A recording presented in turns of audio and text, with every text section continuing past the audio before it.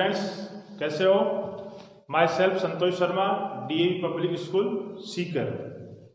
Electric current वाले chapter के part number 6 में अपन कॉम्बिनेशन ऑफ रेजिस्टेंस यानी प्रतिरोधों का संयोजन, पिछले पार्ट नंबर 5 में हमने बताया था कि प्रतिरोधों का जो संयोजन होता है वो दो तरीके से होता है। एक तो सीरीज कॉम्बिनेशन होता है और एक कौन सा होता है? Parallel combination. सीरीज कॉम्बिनेशन यानी श्रेणी क्रम संयोजन हमने पिछले लेक्चर के अंदर पढ़ा था और आपको बता दूं कि उसके अंदर हमने जो तुल्य प्रतिरोध निकाला था वो क्या था? सभी प्रतिरोधों का क्या था? योग था। ठीक है, अब इसका नेक्स्ट पार्ट जो अपन है वो है पैरेलल कॉम्बिनेशन यानी समांतर क्रम संयोजन, जिसको अपन पार्श्व क्रम संयोजन भी कहते हैं। ये होता क्या है? If there are more than one path, इसमें क्या लिखा है? There are more than one path for the flow of current in a circuit। वहां हमने लिखा था कि करंट को फ्लो होने के लिए एक पथ था वहां पर, यानी धारा जो थी, करंट थी जो वो क्या थी? कांस्टेंट थी। लेकिन यहां हम लिख रहे हैं कि एक से अधिक पथ है धारा को बहने के लिए, मीन्स धारा यहां पर कांस्टेंट नहीं होगी in a circuit. Then the combination of resistance is called parallel combination.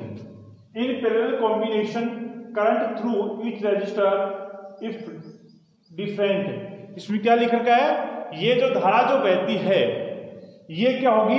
Different होगी, क्योंकि तीनों पथ के अंदर क्या होगी? डिफरेंट होगी, अलग अलग होगी। Potential difference across each resistor is constant, यानी यहां पर क्या है? जो वोल्टेज है वो नियत होगा, वो कांस्टेंट होगा। ठीक है, वहां क्या थी? धारा कांस्टेंट, और यहाँ क्या है? वोल्टेज कांस्टेंट होगा। अब ये किस तरीके से जुड़े हुए होंगे समांतर क्रम के? सीरीज के अंदर हमने बताया था कि एंड टू एंड, यानी ये पहला प्रतिरोध, ये दूसरा, इसके आगे हमने तीसरा प्रतिरोध जोड़ दिया था। यानी पहले प्रतिरोध का दूसरा सिरा दूसरे प्रतिरोध के पहले सिरे से, तीसरे प्रतिरोध का पहला सिरा दूसरे प्रतिरोध के पहले सिरे से जुड़ा हुआ था सीरीज क्रम के अंदर। लेकिन समांतर क्रम के अंदर हम क्या कह रहे हैं कि जितने भी प्रतिरोध है, चाहे एक हो, चाहे दो हो, चार, पांच, जितने हमने प्रतिरोध जोड़ रखे हैं, उन सारे प्रतिरोध का पहला सिरा बैटरी से जुड़ा होगा, तो दूसरा सिरा भी किसके साथ जुड़ा होगा? बैटरी के साथ जुड़ा हुआ होगा। तो संयोजन क्या कहलाएगा? समांतर क्रम संयोजन कहलाएगा। इस तरीके से जैसे हमने यहाँ पर तीन प्रतिरोध ये ले रखे हैं, ठीक है, तीन हमने तार ले रखे हैं, तीनों प्रतिरोध है ऐसे। अब तीनों प्रतिरोध है, पहला, दूसरा और तीसरा, तीन प्रतिरोध आपके सामने जुड़ रहे हैं। इन तीनों प्रतिरोध का पहला सिरा दूसरा सिरा किसके साथ जुड़े होंगे? बैटरी के, यानी इधर से भी आएगा तो ये बैटरी के साथ जुड़ा होगा, इधर से भी किसके साथ जुड़ा होगा? बैटरी के साथ जुड़ा हुआ होगा। तो अपन इसका डायग्राम बनाते हैं किस तरीके से जुड़ा हुआ होता है। देखिए, ये हमने तीन प्रतिरोध लिए हैं,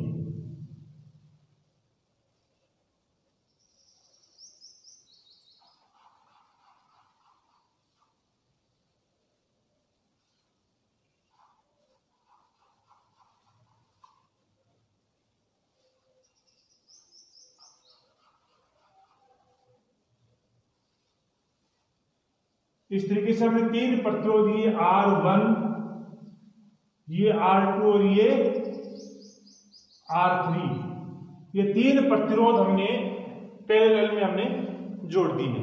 हमने क्या कहा था कि प्रत्येक प्रतिरोध का पहला सिरा, यानी ये पहला सिरा प्रतिरोध का, जैसे R1 का ये पहला सिरा, R2 का ये पहला सिरा, R3 का ये पहला सिरा, और ये क्या है? इसका दूसरा सिरा।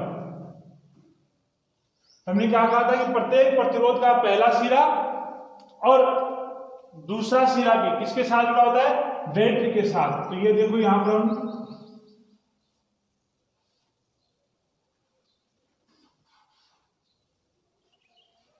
प्लस और ये माइनस, ये हमने बैटरी लगा दी, ये हमने की लगा दी और ये हमने जोड़ दिया। यानी ये क्या है? बैटरी है, इसके विभाजन कितना टोटल V, ये क्या है? की है, और इसमें से धारा क्या जा रही है? I फ्लो हो रही है। धारा क्या जा रही है? I इसके अंदर फ्लो हो रही है। ध्यान रखिए, वहां हमने क्या लिखा था? धारा का एक ही पथ था, यानी सभी प्रतिरोध में धारा क्या थी? कांस्टेंट थी। लेकिन यहां हमने क्या लिखा है?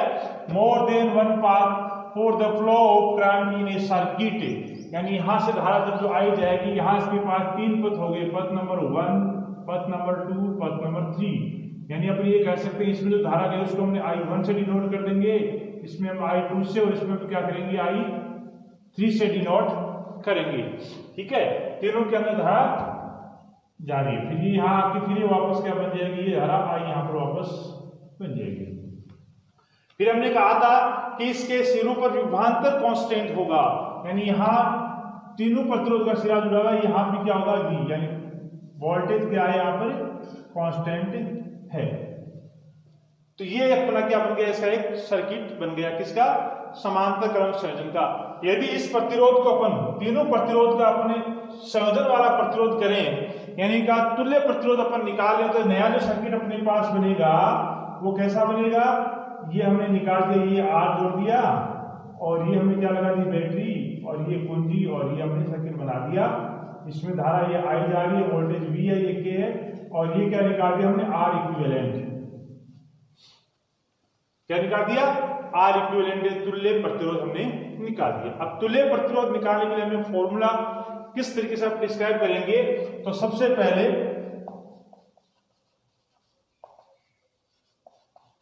According to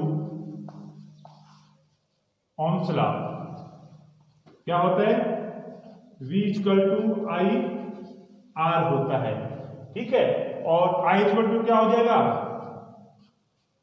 V upon R, I equal to क्या हो जाएगा, V अपॉन R यहाँ हो जाएगा, ठीक है। तो अपने यहाँ क्या लिखेंगे, V अपॉन I R, इसको अपन आगे कर देंगे एक बार, ठीक है।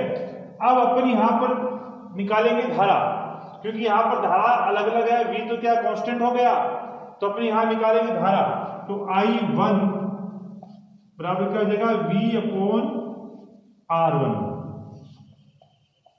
यहां पर क्या लिखेंगे, I2 equal to V upon R2। यहां क्या लिखेंगे, I3 equal to V upon R3। ये समीकरण नंबर, इक्वेशन नंबर 1, 2 और 3, ठीक है। यहां तक समझ में आया।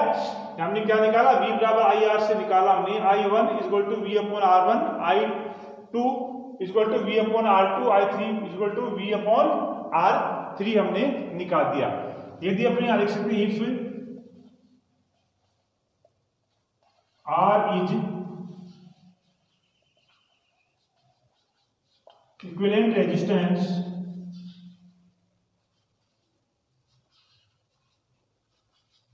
of parallel combination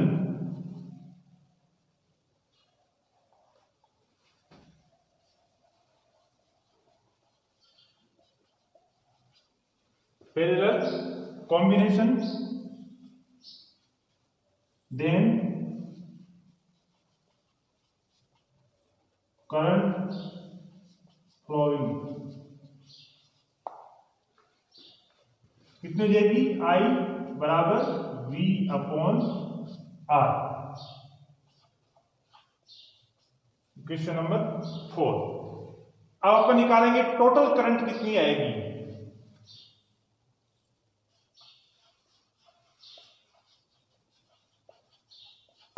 total current क्या हो जाएगा, I equal to I1 plus I2 plus I3, ठीक है।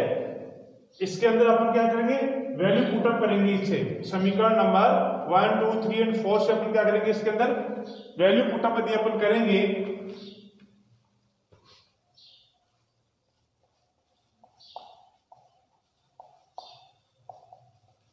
वैल्यू फ्रॉम इक्वेशन 1, 2, 3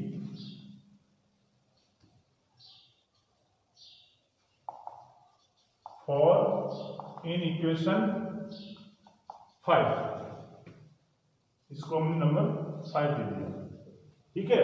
अब इसके अंदर अपन वैल्यू जब पुटअप करेंगे तो I का मान हमने क्या रखा, V अपॉन R, इसे क्या हो जाएगा V अपॉन R1, इसे क्या हो जाएगा V अपॉन R2, इसे क्या हो जाएगा V अपॉन R3, ठीक है।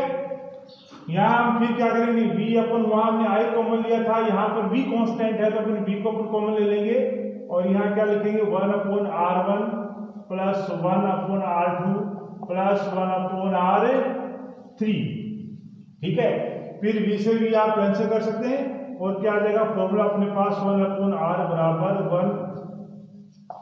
1/r1 plus 1/r2 plus 1/r3। ये अपने पास फॉर्मूला आ चुका है। किसका है?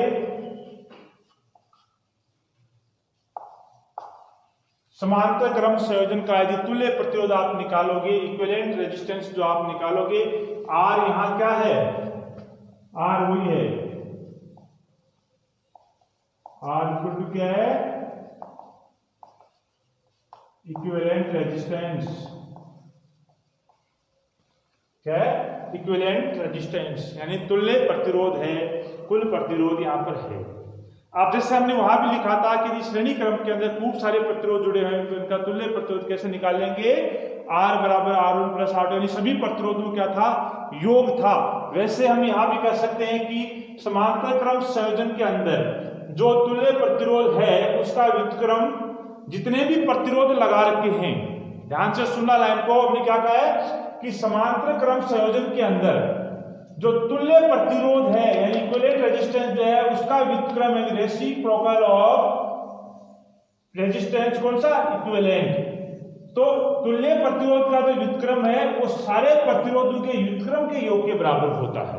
सारे प्रतिरोधों के व्युत्क्रम के योग के बराबर होता है। Thus the sum of the reciprocal of individual resistance is equivalent to the equivalent resistance यानी जितने भी प्रतिरोध हैं उन सारे प्रतिरोधों का जो व्युत्क्रम है उन सब का यदि अपन योग करते हैं तो तुल्य प्रतिरोध का व्युत्क्रम हमें प्राप्ति होता है। फिर हमने क्या लिखा है? Equivalent resistance of circuit is always less than either of the resistance including in the circuit यानी जो तुल्य प्रतिरोध निकलेगा वो सर्किट में जितने भी प्रतिरोध जुड़े हुए हैं R1 R2 R3 इनसे जो छोटा प्रतिरोध होगा उससे भी क्या निकलेगा? मान इसका छोटा आएगा। यहां लिख रखा हमने कि समांतर क्रम संयोजन में तुल्य प्रतिरोध का व्युत्क्रम, तुल्य प्रतिरोध का व्युत्क्रम यानी 1/R अलग अलग प्रतिरोधों के व्युत्क्रम के 1/R1 plus 1/R2 plus 1/R3 अलग अलग प्रतिरोधों के व्युत्क्रम के योग के बराबर होता है। इस प्रकार परिपथ का कुल प्रतिरोध सबसे छोटे प्रतिरोध से भी क्या आएगा? कम आएगा। क्या आएगा? कम आएगा। अपन ये भी कह सकते हैं कि समांतर क्रम के अंदर क्या निकालेंगे अपन? 1/R बराबर 1/R1 plus 1/R2 plus 1/R3 plus 1/R4 plus dash यानी जितने भी प्रतिरोध जुड़े हो उनको अपन इस प्रकार जोड़ते जाएंगे और अपन क्या करेंगे? समीकरण को सॉल्व करके डेल्टा रख के इसका आंसर अपन क्या कर सकते हैं? निकाल सकते हैं। नीचे लिखा है when there are two resistance in circuit यानी यदि दो ही प्रतिरोध यदि समांतर क्रम में जुड़े हुए हो तो अपन कैसे निकालते हैं? दो ही प्रतिरोध यदि R1 और R2 हो, ये R3 वाला नहीं हो तो अपन कैसे निकालेंगे स्टूडेंट्स? तो 1/ क्या लिखेंगे अपन? 1/R equal to 1/R1 plus 1/R2। दो ही प्रतिरोध रखे हमने तो 1/R बराबर 1/R1 प्लस 1/R2। अब इसके लिए क्या करेंगे अपन? 1/R इक्वल टू इसका अपन एलसीएम लेंगे तो क्या आ जाएगा? R1 R2 ऊपर क्या आ जाएगा? R1 प्लस R2 आ जाएगा। ठीक है, फिर यहां से अपन R का यदि फॉर्मूला निकालेंगे तो R बराबर क्या आ जाएगा? R1 R2 upon R1 plus R2।